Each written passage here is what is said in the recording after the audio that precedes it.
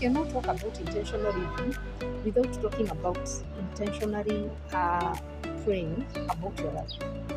Intentionally praying about every aspect of your life. Becoming intentional means that you no longer react to how life brings its chaos, its issues around you, but rather you are actively living your life. Most of us have a tendency of living like you just living, you're just moving the way life pushes, whatever life brings along, you just move along with that. But intentional living means that you are very active, you're proactive. Actually, I would say you're proactive more than reactive. And so you make decisions, you move your life in a way that shows intention, like whatever it is that you're doing, you have intentionally calculated, you have done calculated moves, you have thought about it, and you're putting your energies into it, you're putting hard work into it. And basically, intentional living will look like being proactive and not reactive. For example, it will mean that you plan the day ahead, and in as much as not everything will work out the way you expected, much of what will happen is what was in your plan. Intentional living means also valuing spaces that you have chosen to be in, and you make the right choices. So in life, it is very important that you make the right choices. It's very important that you become intentional. It's very important that you don't just flow with the life. Life throws chaos at you, and you end up just moving around and reacting to the chaos in life. You know, so intentional living is very easy. It's very simple. You just need to pause from the chaotic and the busy life that you have lived, and now be intentional. And now take calculated moves. Now make calculated decisions. Another way of looking at intentional living is slowing down. We are so accustomed to a very busy life. We are accustomed to a world that is moving so fast, and we move into the system, start moving very fast into the system, and just reacting to how the system is moving. Traffic, rush hour, you have workflows, you have deadlines to hit, but intentional living means that you slow down. You slow down your life. You slow down your pace. And one of the things that personally I have done is that I intentionally wake up early so I don't have to rush to the bus station. I will see people running, I will never run.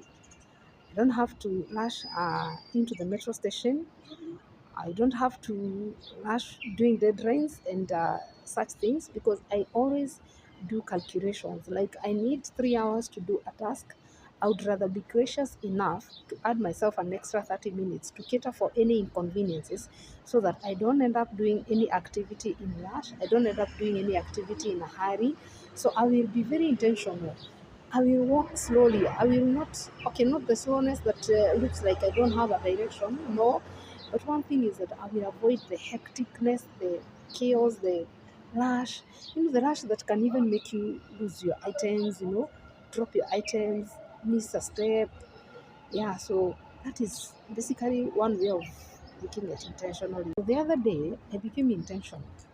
I would snooze my alarm for almost 1 hour. So maybe I want to wake up at 6. I would start my alarm at 5:20. I would snooze 10 minutes, 10 minutes, 10 minutes until now I wake up at 6. You can imagine 40 minutes after. Well, and I became intentional, and I told myself now it's time to make a choice. And I started even communicating to my body that soonest the alarm rings, you have to wake up. I didn't even change where I place my phone for the alarm. So what I did is that I changed the way I react to my my my, my alarm. So what happens is the moment my alarm rings, I immediately wake up, and everything about my sleep just goes off. So that's a way of becoming intentional. I chose that I don't have to keep on, snoozing. I don't have to keep on snoozing. I set the intention, and the intention is I want to wake up at 6. I'll definitely wake up at 6. I used to hear people saying that if I want to wake up at 6, I would wake up at 6, and I was wondering, how does it happen? How on earth does it happen? Because personally, I used to struggle so much with waking up. until I realized that you set the intention, you speak to your mind, set the intention, become intentional that I don't want to be this person who snoozes. No, I want to be someone who is intentional. It is intentional living also looks like resting without being guilty. We have a tendency of taking rest when our body is really on the edge. Like there are people who will only go for who will only rest when their body is definitely very fatigued. But I became intentional and I decided that if it's my off day, you can be sure I'm not going to do anything else. When I finish up my work, I will leave my work at the office. I no longer carry uh, work from office to home, and I intentionally set times to rest. Uh, when I became intentional, my rest day, my off day is resting day. I will sleep as many hours as I can. I will do self care things that will help me relax, that will help recharge my body, that will re energize my body. It's not the day that I pick to go and do other things. I became intentional and I decided, even if I work 7 days in a week, I'll never get enough of whatever it is that I'm looking forward to. So I became intentional and I decided if it is my rest day, I will rest. I will not work. I will rest. Even God Himself worked for 6 days and He rested. Some of us, you will go to work, and when it is your off day, like those places where they have overtime, you will do overtime. Well, I don't have a problem with that because that is a personal choice, and that's why we said intentional living is just a matter of making a choice. You have a choice to make. If you choose to work even when it is your rest day, it is okay. But the day the body is going to demand that you rest, then you will have no option. Another aspect of intentional living is intentionally choosing people who are in your life, or intentionally choosing what to engage in your to engage in. There are people who will handily say no to any requests, to any demands, to any, they are always saying yes. And they end up exhausting themselves. They end up tiring themselves. They end up finding themselves in spaces they wouldn't have wanted to be in. But because they don't know how to say no, they don't want to say no because you still want to maintain a certain status quo. But intentional living means that you know when to say no, you know what to engage yourself in, you know when to make a choice of I'm going to do this, I'm going to do this activity, I'm going to go to this event. You make a choice. You stop reacting, you start being proactive. So you do calculated moves. So if you find yourself in a certain space that is in unpleasant, it's because you chose to be there. It's because if you find yourself in an environment that you whine about, that you complain about, it's because you personally chose to be there. Become intentional means that you will intentionally select the places to be in. You will carefully and deliberately, intentionally select the people, the friends to have in your life.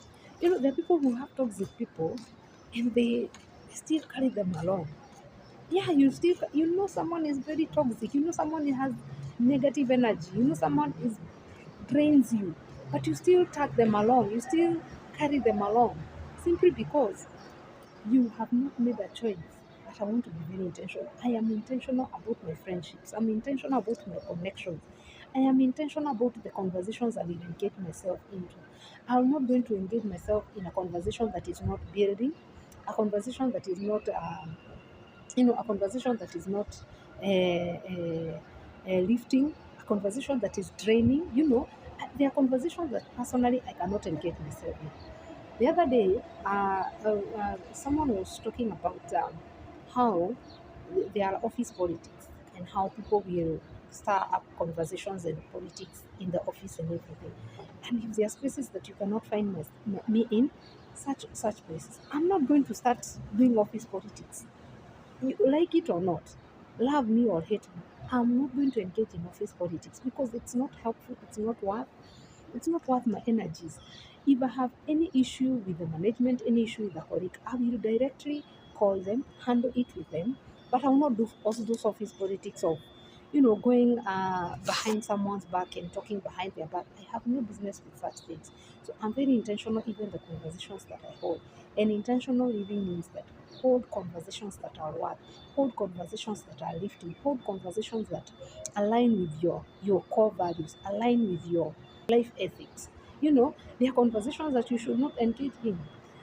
Being intentional also means that you notice your emotions and you don't suppress your emotions because of either circumstances or because of people around you or because you want to look composed or something like that. And noticing your emotions means express your happiness, express your joy, because sometimes we suppress our emotions. You cannot be happy in a funeral and go expressing your joy in a funeral. It takes emotional intelligence to understand that as I have my emotions, then it would also mean that at least you have emotional intelligence to know how to express your good emotions in places that people are mourning or something like that.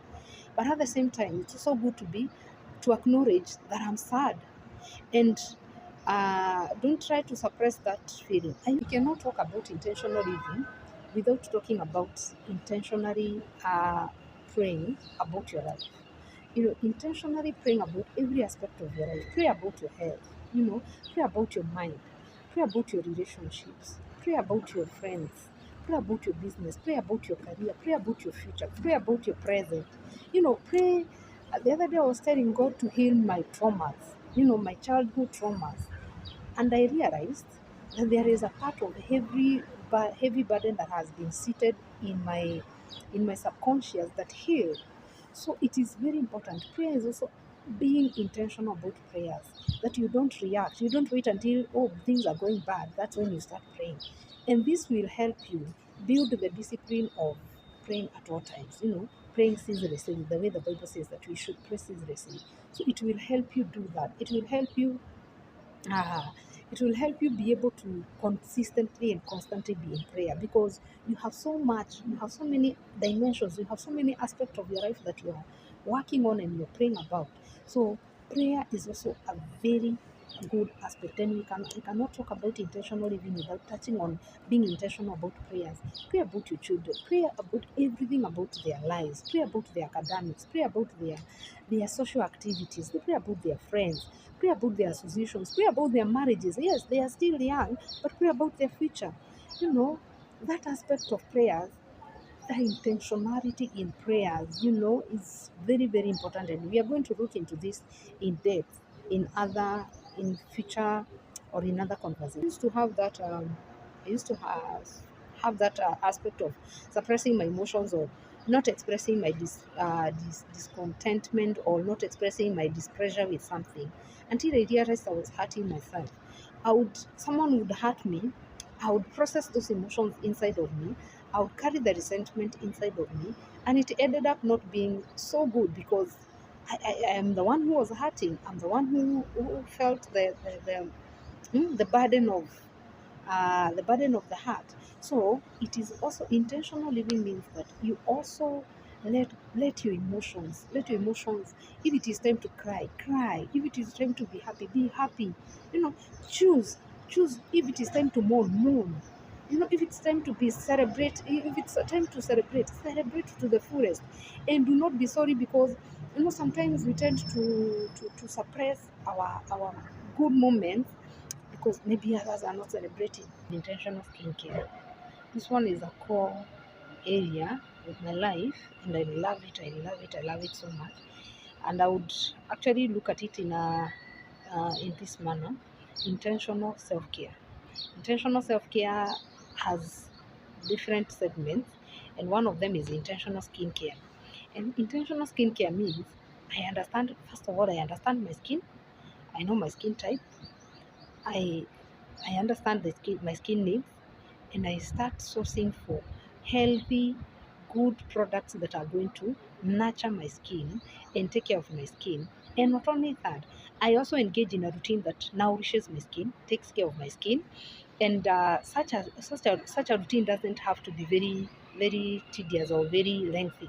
It could and actually I advocate for a simple routine that actually takes 4 products. I cleanse, I hydrate, I moisturize, I apply a sunscreen, and then the rest follows if you need to do more steps than that.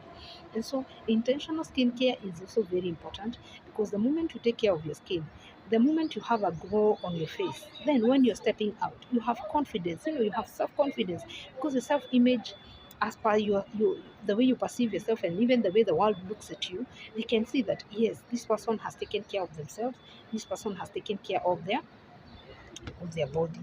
Intentional about your health. Intentional about your health. And this comes in terms of, what do I eat? Do I exercise? Do I go for checkups when it is time to do for checkups? Do I do body care the way I'm supposed to do my body care? Am I taking enough rest? Am I exercising right? Am I engaging in activities that can be healthy, risky? Am I taking healthy foods? Becoming intentional about your health, becoming intentional about every aspect of your health means that you no longer react. You don't wait for high blood pressure to start doing the needful. You don't have to wait until your body has the abilities to start eating healthy. You don't have to wait until that. You have to take calculated moves. And that's why we are saying in intentional living, we do not act, we do not react, we proact. You act ahead of time. It's like you predict, if I need to get to a certain destination, then this is how I'm going to get there. If I don't want to go to a certain direction, then this is the route that I shouldn't take. So you sit down and analyze your life and ask yourself, which area of my life do I need to do intentional, to be very intentional? And the best time to start is now. Don't wait until tomorrow. And the best way to start is start with one area of your life. Be intentional about your prayer. Be intentional about your meditation. Be intentional about your career. Be intentional about growth in your career. Be intentional about growth in your education. Maybe you need to go back to school. Ask yourself, am I following my path? You know, and intentional living is very, very key, is very, very important. For example, if you're in business, it's time to sit and take calculated business moves. Am I flowing in the right direction? Am I following my mission? Am I following my vision? Am I deviating?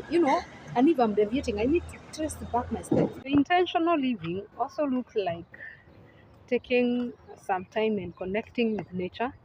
There is something beautiful about nature. There is something beautiful about nature. So, in the midst of a busy schedules, in the midst of busy city lives, it's good that you take a moment, go and listen to the birds, walk around a park. There is some beauty. You get to breathe the fresh air, you get to connect with nature, you get to hear the birds singing, and you get away from the bustle and hustle bustle of this life. So, yeah, it's also intentional living, and it's a beautiful aspect. I really thank God because I get to enjoy this whenever I'm coming from work. I get to walk through this park, and it's always a refreshing moment.